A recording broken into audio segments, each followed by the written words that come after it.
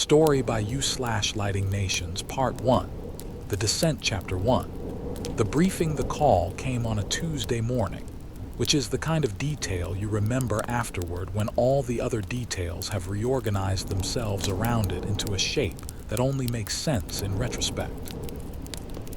Tuesday morning, 6:42.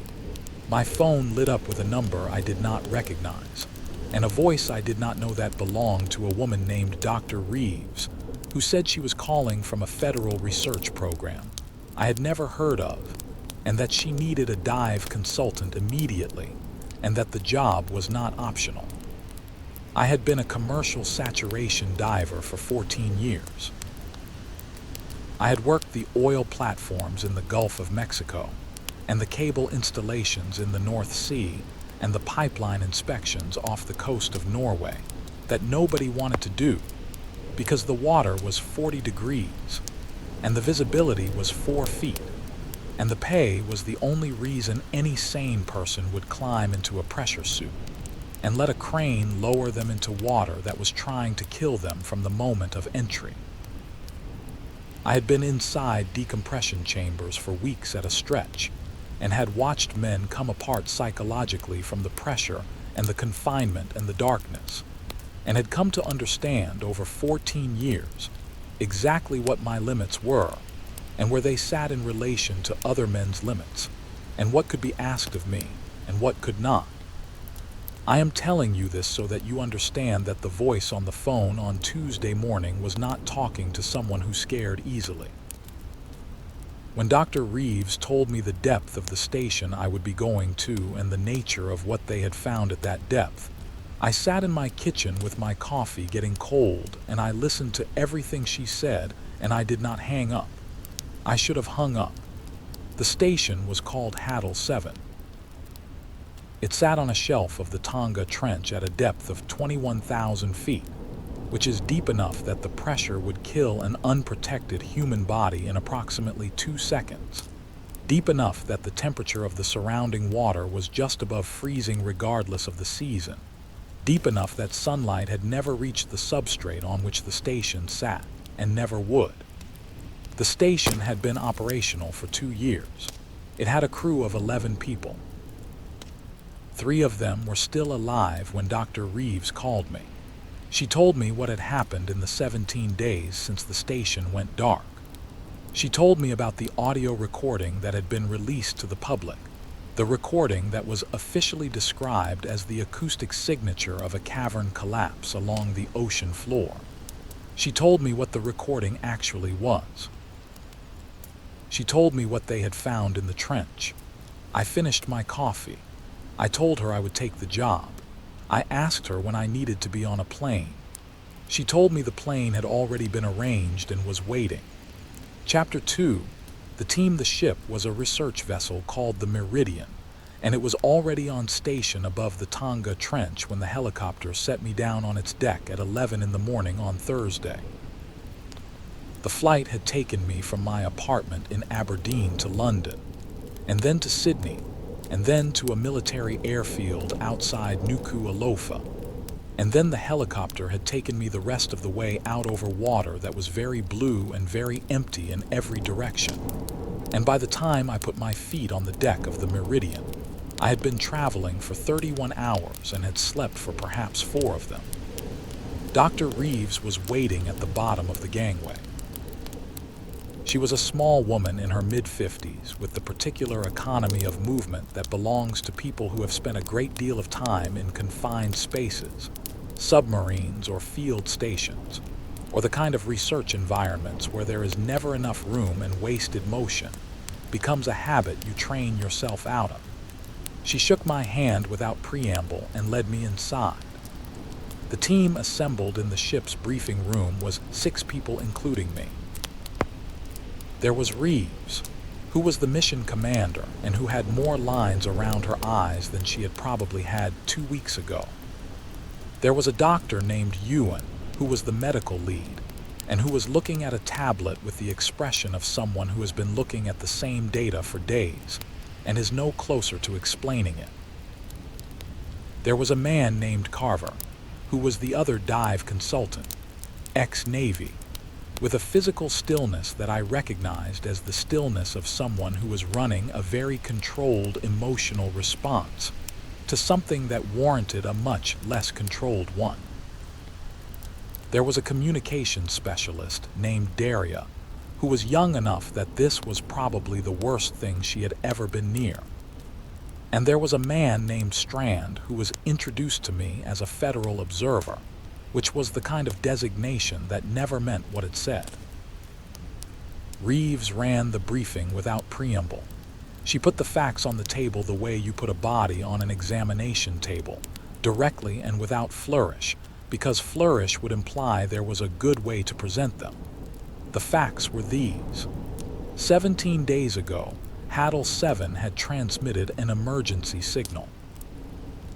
The signal contained no message, only the activation of the station's automatic distress beacon, which was designed to activate when the internal sensors registered conditions incompatible with crew survival. Shortly after the beacon activated, all communication with the station ceased.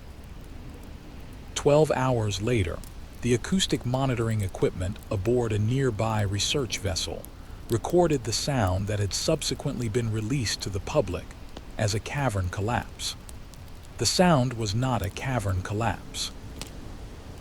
The sound was the station's emergency pressure doors sealing. 11 crew members had been aboard Haddle 7 at the time of the event. 3 of them had made it to the emergency ascent pod before the pressure doors sealed. The pod had been recovered 14 hours after the event. All 3 survivors were alive when the pod was opened. All 3 survivors were currently in an isolation facility on a military base in Honolulu. None of them had spoken coherently since their recovery. The other 8 crew members were still in Haddle 7. The station's structural integrity systems were still transmitting, which meant the station was intact. The internal cameras had transmitted footage for approximately 9 hours after the event before they were disabled from inside the station. The footage had been reviewed by Reeves and Ewan and Strand. It had not been shown to anyone else. It was not going to be shown to me until I was below the surface and committed to the dive, because Reeves had made the assessment that anyone who watched it before committing to the dive would not commit to the dive. I looked at her across the briefing table. She met my look with the steady and unapologetic look of someone who has made a decision they believe is correct and who is prepared to defend it. I said, "Fair enough." Carver looked at me. I said, "I am not going to see the footage and decide not to go down. I am going to go down and see the footage on the way and decide what I do when I get there. Either we learn something useful or we do not come back. I would rather know which one it is." Reeves nodded once. She said, "We go in 48 hours. Chapter 3. The 48 hours I spent the first day reviewing everything they had that was shareable before the dive. The technical specifications of the station, which I had studied during the flight from Sydney, but which I reviewed again now with the specific attention of a person who was going to be inside them. The schematics of every corridor, every pressure door, every emergency system. The maintenance logs from the past 2 years of operation, which were the logs of an operational station, regular and unremarkable until the final entry 17 days ago, which read only, "Securing lower lab. Do not open the hatch." The final log entry had been made by the station's chief researcher, a biologist named Dr. Marcus Webb, whose name and face and 17-year career history I studied for a long time. He had spent his career working in deep ocean biology, specifically in the ecology of the Haddle Zone, the deepest parts of the world's ocean trenches, the places where life existed under conditions of pressure and darkness and cold that had led most biologists to assume for most of human history that nothing could live there at all. The assumption had been wrong, of course. Life was everywhere in the ocean, including in the deepest places. although the life that existed there was unlike anything closer to the surface in ways that the science was still working to fully document. Invertebrates with no eyes, fish that generated their own light, organisms that had been evolving in complete isolation from the surface biosphere for millions of years, adapting to conditions so extreme that the ordinary biological rules that applied everywhere else had been modified almost beyond recognition. Webb had spent his career studying what lived down there.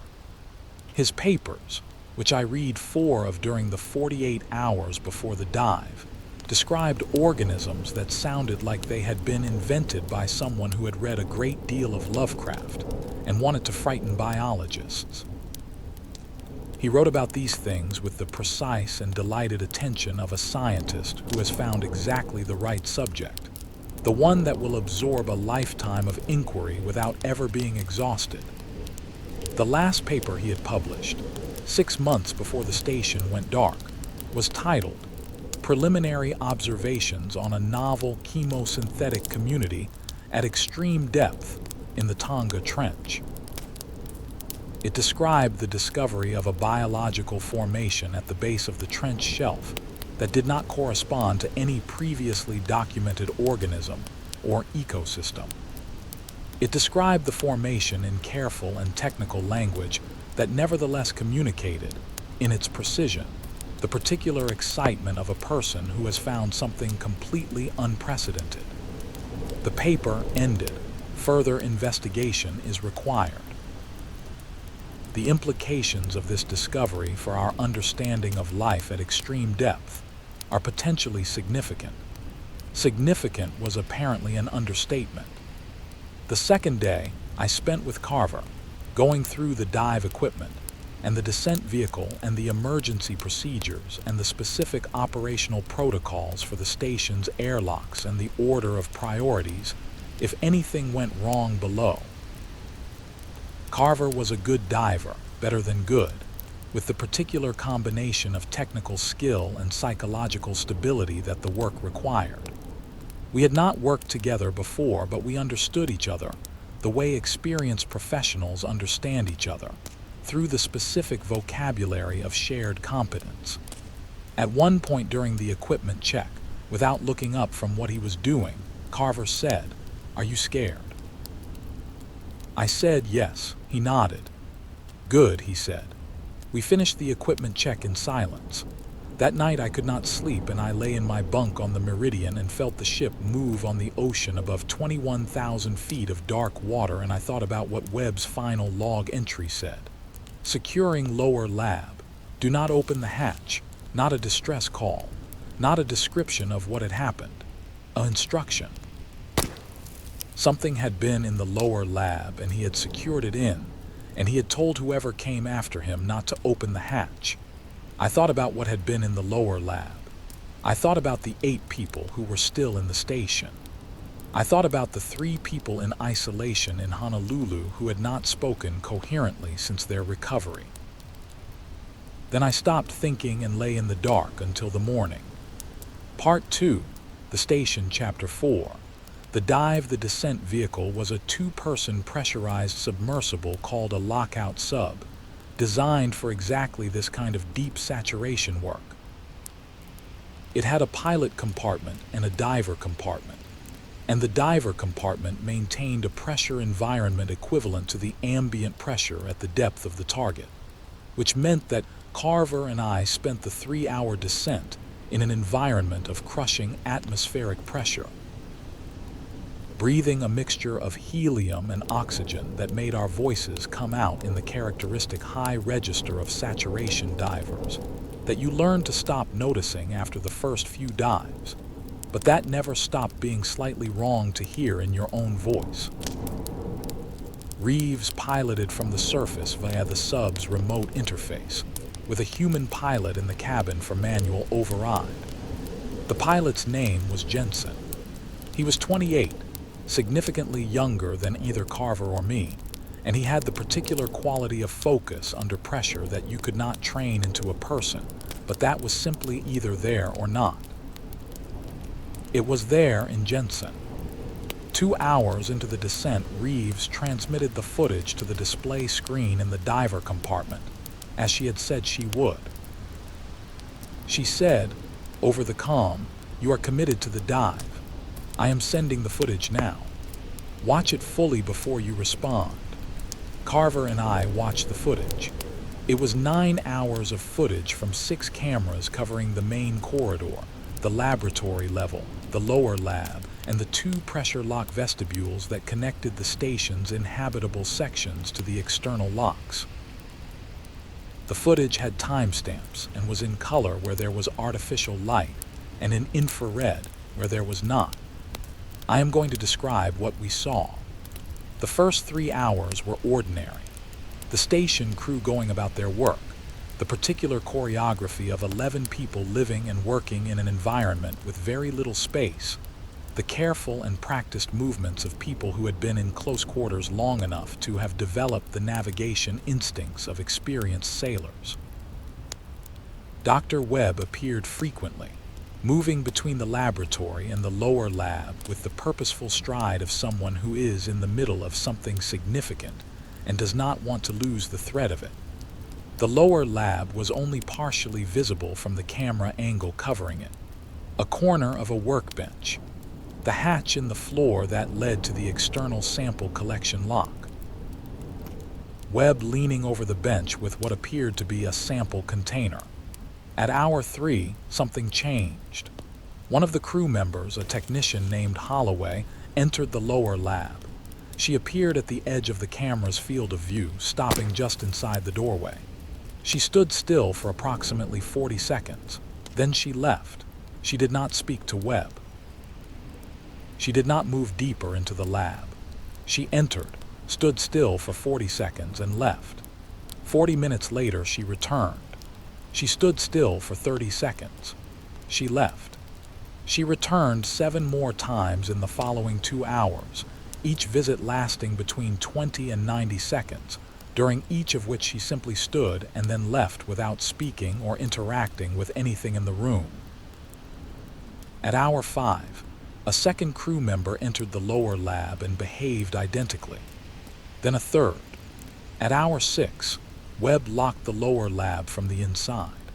The footage from the lower lab camera ended at that point because Webb disabled it.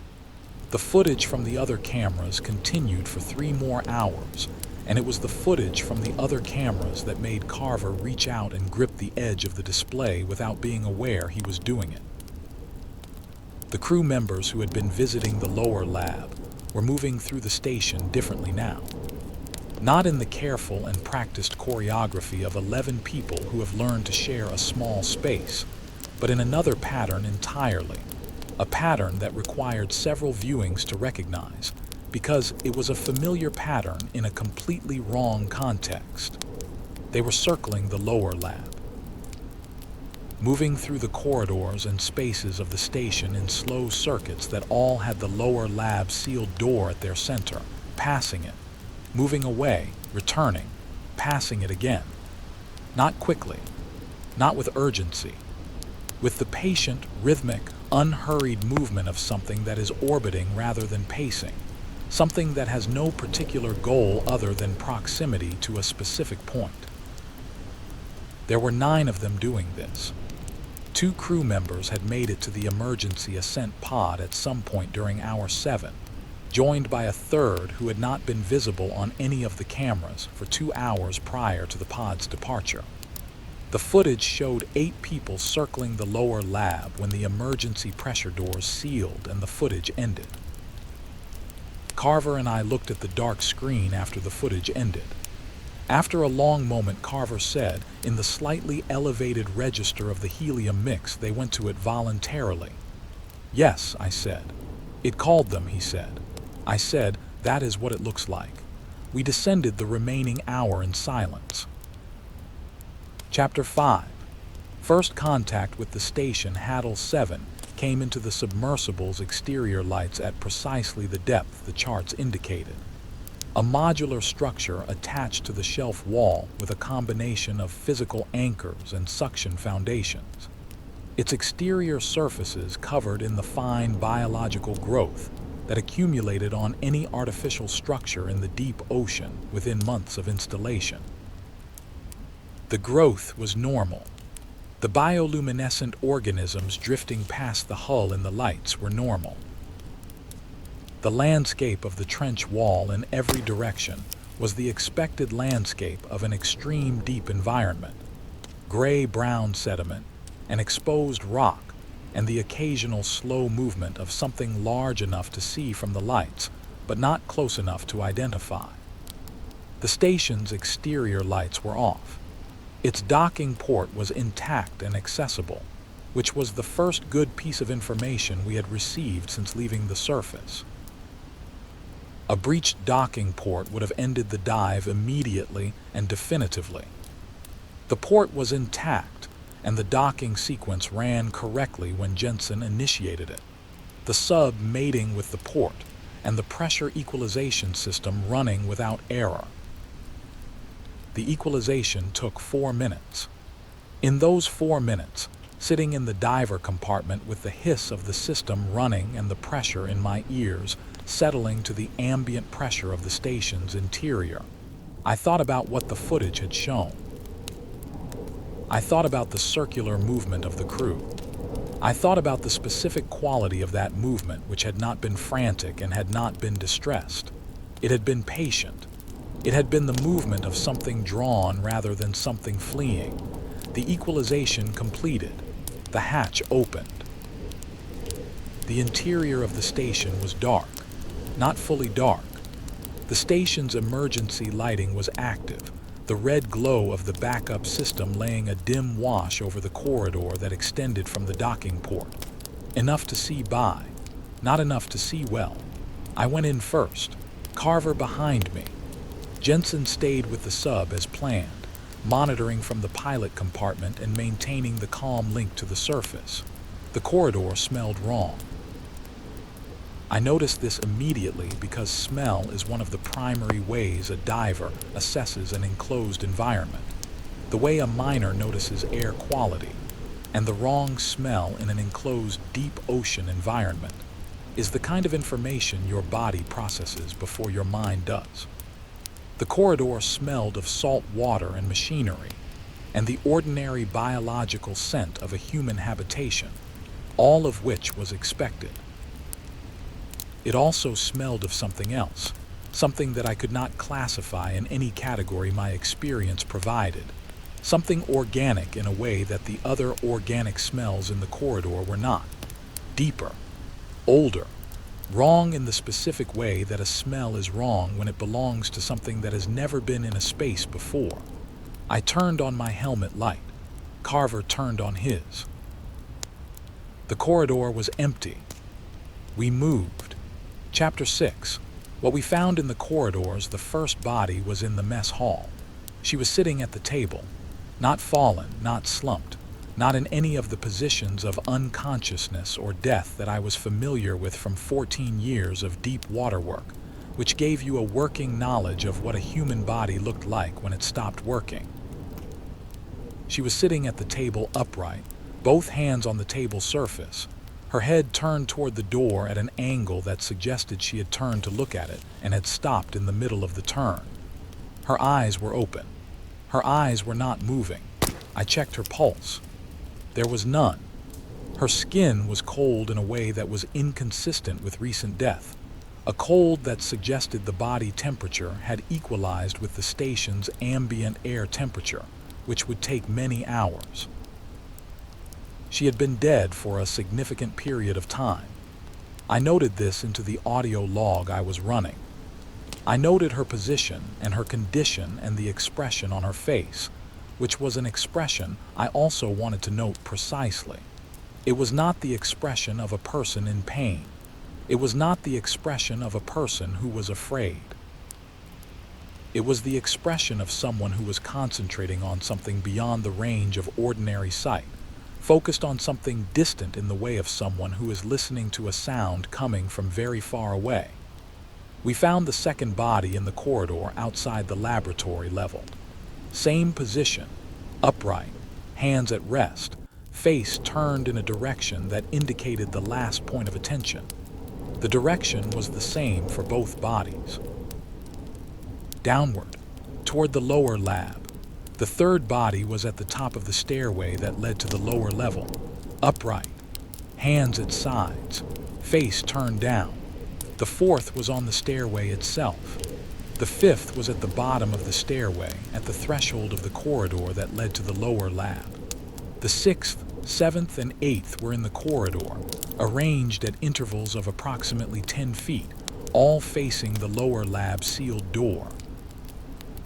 They were all dead, all cold, all in the same posture of seated or standing attention, arranged in a line from the mess hall to the lower lab's door as though they had been moving toward it one by one and had each stopped at a different point and simply ceased. I stood at the end of the corridor, at the sealed door of the lower lab, with 8 dead people in the station behind me and a smell I could not classify growing stronger as I approached the door. And I reported what I had found to the surface in the flat and precise voice of a professional completing a task. Reeves was quiet for a moment after I finished the report. Then she said, "The lower lab hatch. Is it sealed from the inside?" I checked the door panel. I said, "Secured from inside. Webb's access code is on the log." Reeves said, "Can you override?" I said, "Yes." Reeves said, "Do not override yet. Document the corridor first." I documented the corridor. I photographed each body and recorded a description. I noted the smell and its gradient, which was significantly stronger within 3 feet of the door than at the end of the corridor. I noted the temperature differential, which my suit sensor registered as 2 degrees lower inside 3 feet of the door than in the rest of the corridor. A small difference, but measurable. I noted the sound. There was a sound from behind the door of the lower lab. It was very faint. It was coming through 2 inches of pressure-rated steel, and it was still audible, which meant it was either very loud on the other side of the door, or it was being conducted through the structure of the door in a way that ordinary sound was not. It was a rhythmic sound, low and slow and regular, like a pulse, like something breathing, like the deep operation of a machine that had been running for a very long time. I had heard this sound before, not in person, in the audio recording that had been released to the public as a cavern collapse. I said into the comm, "The sound from the recording is inside the lower lab." Reeves said, "Yes." I said, "What is in there?" She said, "That is what we need you to tell us." Part 3, the lower lab, Chapter 7, the override Carver was beside me at the door. He had been silent since we started finding the bodies, but his silence was the productive silence of someone who was processing, and would speak when he had something to say rather than the paralytic silence of someone who had shut down. He was a good man to be in a dark corridor with. He said, "If we open this door, we are probably not going to be able to close it again from outside." I said, "I know." He said, "Whatever is in there can get to the rest of the station if we open it." I said, "It is already in the rest of the station. Whatever it does to people, it already did to 8 people without opening the door." He thought about this. He said, "It works through the door." I said, "It worked through the door, past tense. The crew has been dead for some time." He said, "So why are we opening the door?" I said, "Because Webb is in there. And because whatever Webb found, we need to see it." Carver looked at the door. He looked at me. He said, "I will wait here." I said, "That is the right call." I entered the override sequence from the panel beside the door. Webb's code was in the mission file. I put it in. The panel accepted it, and the locks disengaged with the specific sound of heavy mechanical systems releasing. A sound I had heard 1,000 times in 1,000 pressure environments, and that was deeply familiar, and that was, in this context, the most frightening sound I had heard in my career. The door swung inward. The smell hit first, not a rotten smell. Not the smell of decomposition or blood or any of the organic smells associated with the failure of a living thing. A different smell entirely. The smell of the deep ocean, of salt water at crushing pressure, but altered by something, carrying the chemical signature of a biology I had no reference for. A smell that was metabolic and alive, and not like any living thing I had encountered in 14 years below the surface. Then the light from my helmet reached the interior, and I saw what was in the lower lab. Chapter 8. What was in the lower lab? I want to describe this accurately, which requires me to set aside the vocabulary of horror and describe what I actually saw rather than what the seeing felt like. The feeling of it can come after the description. The description first. The lower lab was approximately 30 feet by 20 feet. It had workbenches along 3 walls and a floor hatch in the center that led to the external sampling lock. The hatch was open. The formation had come up through the hatch. It covered the floor and the lower portions of 3 walls. It was pale, between white and gray, with a translucency in its thinner sections that allowed the light from my helmet to penetrate and illuminate the structures within, which were layered and complex, and visibly organized in a way that biological structures are organized rather than in the random way of inorganic growth. It was not a single organism in any sense I could immediately identify. It was a colony, a mass of component parts that were operating collectively, and the collective operation was the source of the rhythmic pulse I had heard through the door. It breathed. Or it did something that produced the same observable effect as breathing, a slow expansion and contraction of its total volume at approximately 1 cycle per 12 seconds, regular and consistent. It occupied perhaps 1/3 of the lab's floor space and reached approximately 4 feet up the walls at its highest point. In the center of the formation, visible through the translucent outer layers, was Dr. Marcus Webb. He was alive. I could see movement in his chest, shallow but rhythmic breathing. He was on his back, his arms at his sides, his face upward. The formation covered him from the neck down, not in the way of something crushing but in the way of something holding, and the covering was thorough and complete.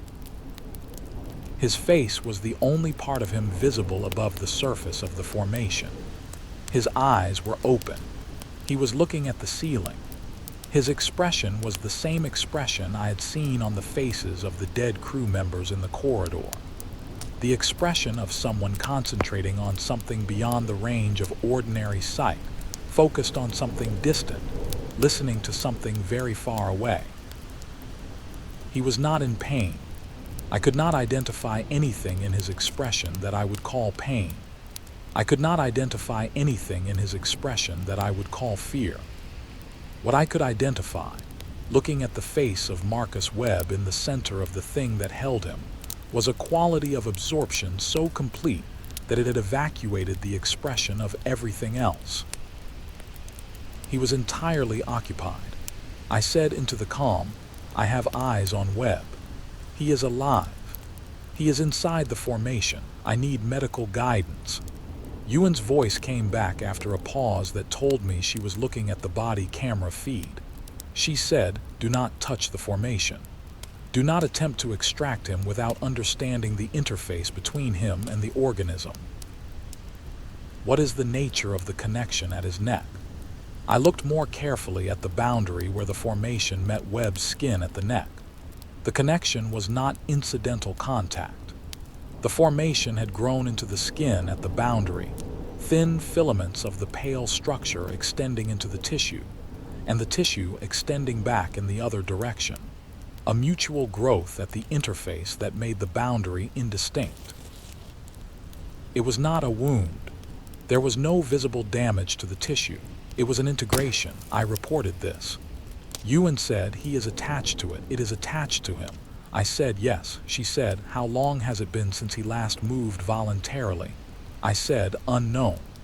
The internal camera footage from this lab ended 17 days ago. She was quiet for a moment. She said, 17 days of this interface and he is still alive. I said, yes. She said, it is keeping him alive. I said, that is what the evidence suggests. Chapter 9. The sound I was documenting the formation when it changed. I had been in the room for 11 minutes. I had been systematic, covering the formation from every angle my helmet camera could reach, describing the structure in as much detail as language allowed, measuring what I could measure and estimating what I could not. The formation had been still during this entire time except for its breathing cycle, which continued at its 12-second interval without variation. At 11 minutes and 40 seconds, it stopped breathing. The cessation was complete and immediate, no winding down, no irregular final cycle. One breath and then nothing. The formation went still in a way that was the specific stillness of something that had been moving and had chosen to stop rather than the stillness of something inert. I went still with it. The calm was live, the surface could hear everything, and I heard Reeves say very quietly what happened. I said it stopped. Reeves said breathing. I said moving, all movement. Reeves said get out right now. I started moving toward the door. The formation produced a sound. I stopped. The sound was not loud. It was not mechanical. It was not the rhythmic pulse of the breathing cycle or anything like it. It was a single sustained tone, low enough to feel in the chest rather than hear with the ears, and it lasted approximately 4 seconds and then it stopped. In the silence after the tone, Webb's head turned. Slowly. Very slowly. The way a person turns their head when they are waking from a very deep sleep, or when they are moving through a medium thicker than air, each degree of rotation requiring more effort than the last. It turned until his eyes were no longer looking at the ceiling. His eyes were looking at me. I have been doing this work for 14 years, and I have been in situations of genuine danger more times than I want to count. And I know what fear feels like in the specific physiological way of someone who has experienced it under pressure, and who has trained for it, and who understands the difference between fear that helps you and fear that stops you. What I felt in the moment Webb's eyes found mine was not fear. It was something that existed in the register below fear, something that the body produces when it encounters something that the ordinary fear response is not calibrated for. My legs did not want to move. Not from paralysis, but from a deeper and more primitive instruction, the instruction of something older than the flight response that had recognized, in the single moment of Webb's eyes finding mine, that whatever was looking at me through Webb's eyes was not Webb. I said, into the calm, in a voice I am proud of for its steadiness, it is using him. It is looking at me through him. Webb's mouth opened. The formation produced a second sound. Lower than the first. Longer. Webb's mouth said something. Not in Webb's voice. In a voice that was produced by Webb's vocal apparatus, by his lungs and his diaphragm and his larynx and his mouth. But that did not belong to Webb. That was constructed by those instruments rather than originating in the person those instruments belonged to. A voice that was being formed by something that understood the mechanical process of speech without understanding the thing that speech was for. It said, "Come." It said it in the flat and unmodulated way of something producing a word from instructions rather than from meaning. A word chosen from the available vocabulary for its specific function. An invitation or a command delivered without the inflection that would distinguish between those two things. I said no. I said it aloud. In the room, not just into the calm. Directly to Webb's face and the thing looking out of it. Reeves said over the calm, "Get out now." That is an order. I was already moving. Chapter 10. The chase. I came through the lower lab door and pulled it shut behind me, and Carver was there. He had heard everything on the open comm feed through his own equipment. He was already moving back up the corridor. I said, "Run." We ran. We went up the corridor at a pace that was as fast as the environment allowed, which was not as fast as either of us wanted because the corridor was narrow, and the emergency lighting was poor, and the footing was uncertain, and we were in suits that were built for pressure tolerance rather than mobility. Behind us, the lower lab door opened. I did not look back. Carver was ahead of me and I followed his pace, and I did not look back because I had made the decision in the lower lab that looking back was something I was going to save for when I was on the other side of a closed and sealed door.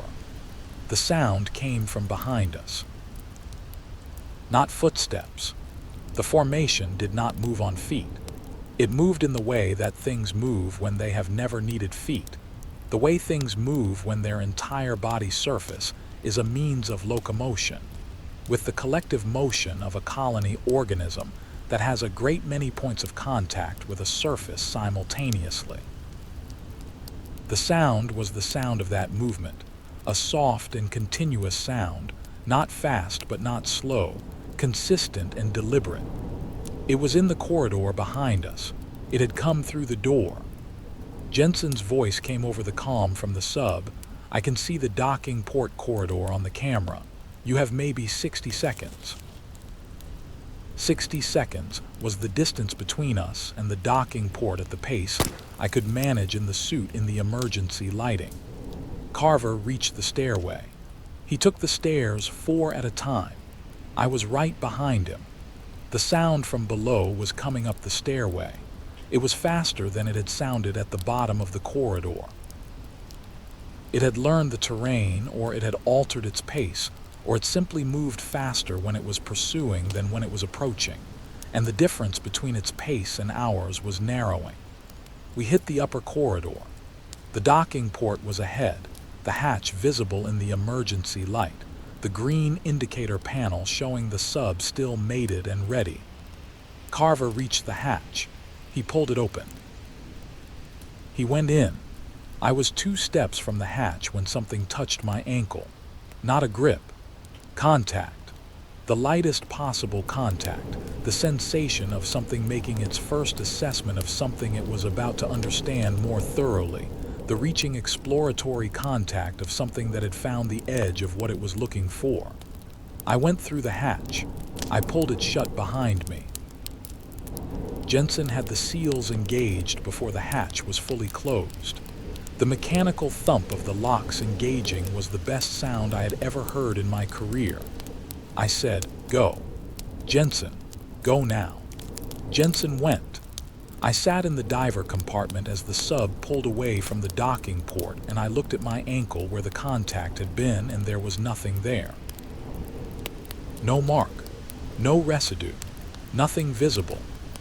I sat with my back against the wall and my knees up, and I breathed the helium mix, and I thought about Webb's eyes finding mine, and the voice that was not his voice saying come, and the thing that had touched my ankle through the door gap in the last fraction of a second before the hatch sealed. I thought about the crew members who had circled the lower lab in the footage, drawn to it by something they had not been able to resist, or perhaps had not wanted to resist, moving toward the door in the patient and unhurried way of something that is being called rather than something that is deciding. I had heard the sound in the lower lab. The tone, low and sustained. I had heard it clearly. I had said no. I had meant it. But sitting in the sub as the depth gauge climbed back toward the surface, I was aware of something that I am going to try to describe as honestly as I can, which is that the honesty of it requires me to include something I would prefer not to include.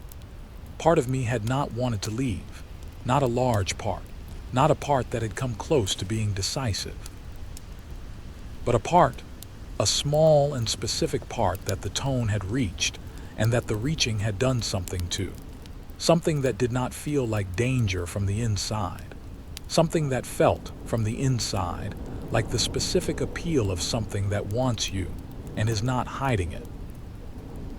I noted this in the audio log, precisely and without minimizing it, because if it could reach me through 2 inches of steel and 11 minutes of exposure, I needed the people on the surface to know that it could reach me through 2 inches of steel and 11 minutes of exposure. Part 4. The Surface, Chapter 11. Decompression. The ascent took 3 hours and the decompression after it took 48, which is the physics of saturation diving, the unavoidable calculus of a body that has been at extreme pressure and must be returned to surface pressure slowly enough that the dissolved gas in the tissues does not form bubbles in the blood. You spend the decompression time in the chamber, and you do not have any choice about this, and the 48 hours are 48 hours regardless of what you want them to be. Carver and I spent the first 12 hours not talking. We had reported everything to the surface immediately upon ascent, and Reeves and Ewan and Strand had received the reports and had their questions, and we had answered them. And after that, there was not much left to say that the decompression chamber was the right environment to say it in. On the second day, Carver said, "The ankle." I said, "Nothing. No symptoms." He said, "Ewan wants you in isolation after decompression." I said, "I know." He said, "Are you worried?" I thought about this honestly. I said, "I am worried about one thing. I want you to know what it is." He said, "Tell me." I said, "In the lower lab when it made the sound, I experienced a pull toward it, not overwhelming. I was able to move away from it without significant difficulty. But I want to be honest that the pull was there." Carver looked at me.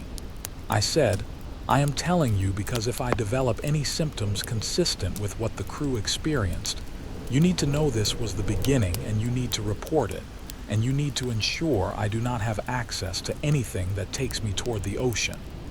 Carver said, "Understood." He said it simply and directly, the way he said all things, and I appreciated the simplicity more than I can adequately express. There are moments when the person you are with says exactly the right thing, and the rightness of it is in the directness, the refusal to add anything to it that the moment did not require. Reeves came to the chamber window on the second day. She looked at me through the glass with the expression of someone who has been making decisions since the moment she picked up the phone to call me and is still making them. She said, through the intercom, "The station is being sealed. Permanent seal. We are not going back." I said, "Webb." She said, "Webb is beyond our reach. I am sorry." I sat with this. I said, "What is your plan for the organism?" She said, "That is above my clearance." I said, "Strand." She did not answer. I said, "It is going to try to come up. If it can grow a human-organism interface in 17 days, it can do other things in other time frames. The station has an intact external hull that connects to the trench wall. The trench wall goes up." She said, "I know." I said, "What is the plan?" She said, "I have been told there is a plan." I looked at her through the glass and she looked at me, and we both understood that being told there is a plan and there being a plan are not the same thing, and that the difference between them was the difference between what was being said in the briefing rooms above us and what was actually going to happen. I said, "How long has it been down there?" She said, "Webb's paper documented it. His notes, which we recovered from his personal drive before the comms went down, suggest he believed it had been in that part of the trench for a very long time.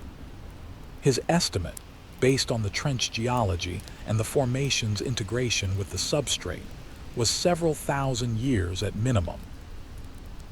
"Several thousand years," I said. She said, "It has not needed to come up until now. We went to it. We brought equipment and we made noise and we collected samples and we gave it an interface with us that it had apparently never had before." I thought about that. I said, "We taught it that we exist." She looked at me. She said, "And now it knows." Chapter 12.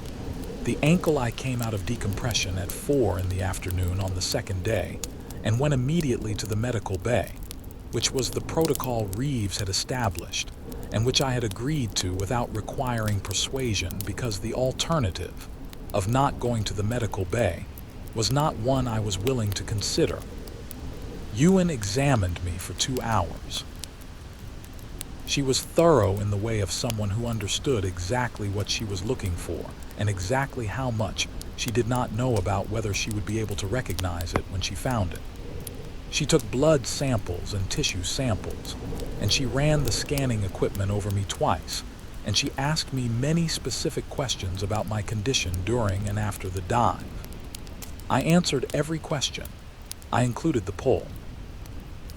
I included the full description of the sensation and its duration, and my assessment of its intensity, and my assessment of how it had felt from the inside, which I had been refining in the decompression chamber over 48 hours, because I understood that the precision of the description was potentially important. Ewan listened and noted and ran her tests. She said, "The blood work is clean. No foreign biological material that I can identify. The tissue samples from the ankle contact area are clean. The scan shows nothing anomalous." I said, She said, "But I do not have a complete picture of what I am looking for. Webb's samples from the organism have been analyzed, and they are extraordinary in ways that I am still working to understand. The organism is not like anything in the literature. Its biochemistry is functional, but it is not like ours in any of the ways I would expect. It does not use the same metabolic pathways. It does not have cellular structures that correspond to anything I have a name for." She paused. She said, "I do not know what a human body looks like when this organism has established an interface with it. I only know what the interface looked like from the outside at one data point, which is Webb after 17 days. I do not know what it looks like at hour 1 or hour 12 or 3 days." I said, "So you cannot clear me?" She said, "I cannot clear you. I am not saying you are infected. I am saying I do not have the tools to determine whether you are." I said, "What do you recommend?" She said, "Isolation and monitoring. 30 days minimum. Here on the ship, then onshore." I said, "Agreed." She looked at me. She said, "Most people push back on 30 days. I said, "I do not want to go near the ocean. 30 days of isolation away from the ocean is not a hardship." I meant this. In the moment I said it, I meant it completely. The desire to be away from the ocean, from any large and deep body of water, was genuine and strong, and came from the part of me that understood what I had seen in the lower lab in a way that was not intellectual. What I did not tell Ewan, because it had only happened once, and I was not yet certain it was real, was what had happened in the decompression chamber on the first night. In the decompression chamber on the first night, I had woken at 3 in the morning from a sleep I had not been aware of having entered, and I had lain in the chamber with the pressure around me, and I had heard, from somewhere that was not the chamber and not the ship, and not any direction that had a name in the geography of the meridian, a low and rhythmic sound. A pulse. 12 seconds between beats, regular and consistent, exactly as it had been in the lower lab. I had listened to it for a long time. Then I had turned over and gone back to sleep, which was either the most concerning thing or the most innocent thing about the incident, depending on what the sound was and where it was coming from. I had not told Ewan this. I was going to tell her. I needed a day to determine whether it happened again. It happened again on the second night, and on the third. Chapter 13. What I told Reeves on the fourth day, I told Reeves. I told her in the medical bay with Ewan present, which was the appropriate setting, and I told her everything including the 3 nights of the sound in the chamber, and my assessment of what the sound might indicate, and my assessment of whether I was currently a risk to other people on the ship, which was my primary concern, and which I had spent 4 days evaluating as honestly as I was able. My assessment was this: I did not feel drawn toward anything. I did not feel the pull I had felt in the lower lab, or any version of it. I felt the sound at night, but the sound did not appear to be directing me toward anything. It was a sound I was hearing, not a call I was responding to. I told them this was my assessment, and I told them I was aware that my assessment of my own state was not a reliable instrument for the thing being assessed. Reeves listened to all of it. Her expression was the expression it had been since I boarded the Meridian, controlled and specific and engaged, the expression of someone who is managing a great many things simultaneously and doing it well. She said, "The sound you are hearing, is it in your head or is it in the room?" I said, "I cannot determine that. It appears to be external. It appears to be coming from a direction that would be consistent with the sound coming from below the ship." She said, 21,000 feet below the ship. I said, "Yes." She said, "It is communicating with you." I said, "That is the conclusion I have been avoiding. But yes, that is what the evidence suggests." She looked at Ewan. Ewan said, "The contact at the ankle was very brief. I do not know if it was sufficient for an interface. I do not know if it needs an interface to do what you are describing." Reeves said, "Or whether the interface was necessary at all. Whether it only needed the sound." Nobody said anything for a moment. I said, "The crew, in the footage. They circled the lab for hours before they went in. They were being called for hours before they approached.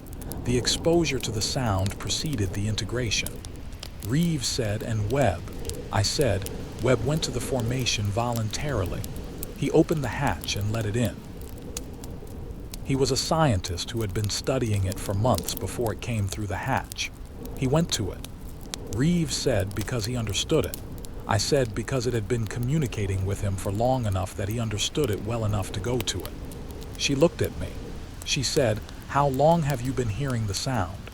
I said, 4 nights. She said, "And you are still here?" I said, "I am still here." She said, "What do you think happens at the point where here is no longer where you want to be?" I said, "I think that is the question we do not have time to wait for the answer to." She nodded once. She said, "We are leaving station tomorrow. We are moving the ship 300 miles from the trench. You are staying in isolation the entire transit." I said, "Yes." She said, "If the sound follows us 300 miles, we will know something different from what we know now." I said, "Yes," she said, "and if it does not follow?" I said, "Then we will know what range it operates at, which is information worth having." She said, "And if it does follow?" I looked at her. I said, "Then we will know it is not range limited, which is also information worth having. And then you will make a decision about me that I want you to make based on the evidence rather than out of consideration for my well-being. Because my well-being is not the priority in that scenario, and I am telling you now, clearly, that I understand that and I agree with it." Reeves looked at me for a long moment. She said, "I hope it does not follow." I said, "So do I." Part 5, The Distance, Chapter 14. 300 miles, the transit took 16 hours. I was in the isolation cabin for all of it, which was a small cabin on the lower deck with a porthole that I kept covered, because looking at the ocean was not something I wanted to do in my current state. The way an alcoholic does not keep bottles in the house, not because the bottles have power over them, but because the absence of temptation is not weakness but management. I did not hear the sound on the first night of the transit. I lay in the isolation cabin and I waited for it, and it did not come, and the waiting for it, and not hearing it was its own particular experience. The absence of something you have been expecting for 4 nights. The silence where a pattern was, and the silence was either very good or simply different, and I did not know which until the second night. The second night was also silent. I knocked on the cabin wall and the guard outside opened the observation window and I said, "Get Reeves." Reeves came at midnight. She looked through the observation window at me. I said, "I have not heard it for 2 nights." She said, "Since the transit." I said, "Since we left the station position." "Yes." She said, "You are sure?" I said, "Absolutely sure." The sound was consistent enough over the 4 nights that I would recognize its absence with certainty. The last 2 nights have been silent. She said, "We will wait another week." I said, "That is the right call." The week passed. The sound did not return.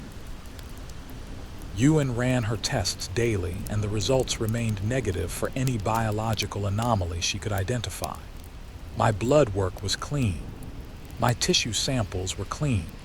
My behavior was normal. My appetite was normal. My sleep in the final days of the week was normal. At the end of the week, Reeves came to the observation window and said, "We are going home." I said, "The station." She said, "Being dealt with." I said, "Strand." She said, "Above my clearance." I looked at her. I said, "It is 3,000 years old at minimum. It survived at 21,000 feet in conditions that should have made complex life impossible. It is a colony organism that can form a neural interface with a human being and maintain that person's vital functions for, at minimum, 17 days, while simultaneously using their sensory and vocal apparatus. It has a communication mechanism that operates through solid steel and water over, at minimum, several hundred feet. I paused. I said, "Whatever Strand's plan is, I want you to understand that sealing the station is not going to be sufficient, and I want that on the record." She said, "It is on the record." She said, "It has also been on the record from the moment I made my first report. The record is very thorough. What happens to the record after this is no longer something I control." I looked at her, and she looked at me, and we were 2 people on a research ship in the middle of the Pacific Ocean who had looked at something that should not exist and had brought the information about it back to the surface.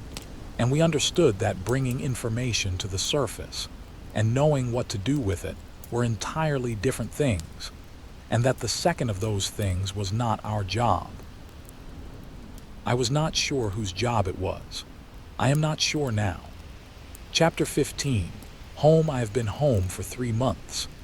I am writing this from my apartment in Aberdeen, which has a window that looks out on the North Sea and which I have covered with a blind since I returned, not because I cannot function without covering it, but because I prefer not to see the water, and preference is still something I am permitted. The isolation period has been completed. Ewan's final tests were clean. The medical clearance has been given. I am, by every instrument available to the people responsible for monitoring me, a healthy man with no anomalous biology and no behavioral indicators of concern. I have not been back to work. I have applied for shore-based work. Consulting, the kind that can be done from an office and does not require me to be near the ocean. I am competent at this work, and there is demand for it, and it will sustain me. I am not going into the water again. This is not a decision made from fear, although fear is present. It is a decision made from information, which is how I have made all my professional decisions and which I am applying here, because I do not see a reason to make an exception. The information is this: the organism in the Tonga Trench is not dormant. It is not sealed in the station, because the station's hatch connects to the trench wall, and the trench wall connects to the rest of the ocean floor, and the organism has had 3,000 years to learn how to move through the deep ocean. Whatever Strand's plan was, it was a plan made in a time frame that was appropriate for human problems, and the organism is not a human problem. The information is also this: I heard the sound for 4 nights and I came back. This is not nothing.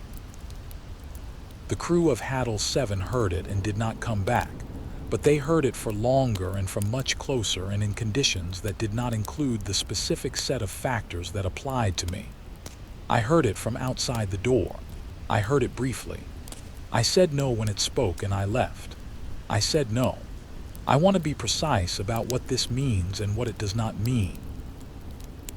It does not mean I am stronger than the crew or better equipped or more resistant to whatever the organism does when it makes the sound. It means I had a shorter exposure and a sealed door between us, and a submersible waiting with its engines running, and that the combination of those things was sufficient on that occasion. I do not know if it would be sufficient on a second occasion. Chapter 16. The night last week. I am writing this because of last week, and I want to be precise about last week, because precision is what I have and I am not willing to sacrifice it.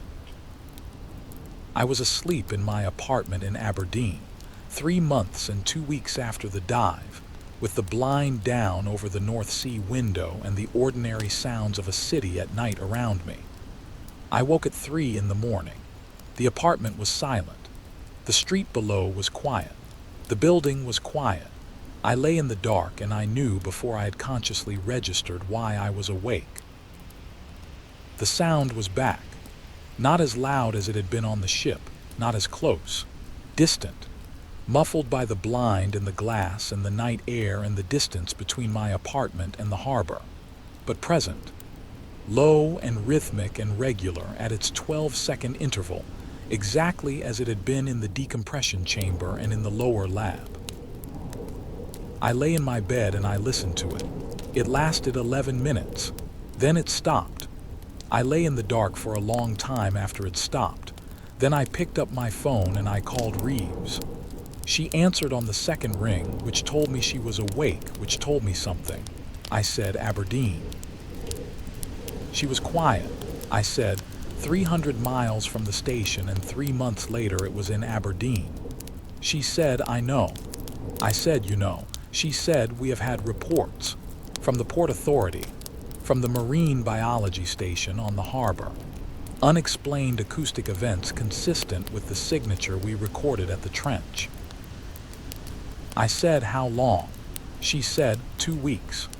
2 weeks, I said. She said, it is moving. We think it has been moving since we left station. Moving along the ocean floor at a pace consistent with the biological capabilities we observed. It has covered the Pacific and part of the Atlantic in 3 months. I sat in my dark bedroom in Aberdeen. I said, it is coming here. She said, it is going everywhere. Aberdeen is not a specific target. The ocean floor connects everywhere. It is going everywhere, I said, in Strand's plan. She said, is ongoing. I said, what does ongoing mean? She said, it means they are working on it. I said, Reeves. She said, I know. I said, we taught it that we exist. We went down to it and we showed it that there were things living above the light, things it had never known about, and then we left. And now it is coming to find us. She said, yes, I said, and it is patient. 3,000 years patient. She said, yes. I sat with that. Then I said, I am not going near the harbor. She said, no, do not. I said, what do I do? She was quiet for a long moment. Then she said, do what you did in the lower lab. Stay away from the water. Say no. Whatever you hear at night, say no. I said, for how long? She said, for as long as you can. I put the phone down. I sat in my dark bedroom, and I thought about Dr. Marcus Webb lying in the formation in the lower lab with the organism integrated into him, and the expression of complete absorption on his face, the face of someone who had said yes, or had stopped being able to say anything. I thought about the crew moving in their patient circles. I thought about Webb's paper, the most careful and excited scientific writing of a life devoted to the careful and excited study of deep ocean life. His final published words, further investigation is required. He had gotten his investigation. I got up from my bed and I went to the kitchen and I made coffee and I sat at the table and I listened to the apartment and the street and the city and the harbor, and the sound was gone, and I drank the coffee in the quiet. And in the quiet, I wrote this account. I am writing it because I want it to exist. Because I do not know how long I have before the sound comes back, and I want the account of what is in the Tonga Trench to be on record somewhere that is not a classified federal archive. I want someone who is not Strand to know. I want you to know, if you live near the ocean, any ocean, if you hear a sound at night that is low and rhythmic and comes from the direction of the water and repeats at roughly 12-second intervals, if you feel a pull toward the water that does not feel like fear but like the opposite of fear, stay away from the water. Say no. For as long as you can, say no. I do not know what happens after you can no longer say it. Webb knows. I intend to not know for as long as I am able.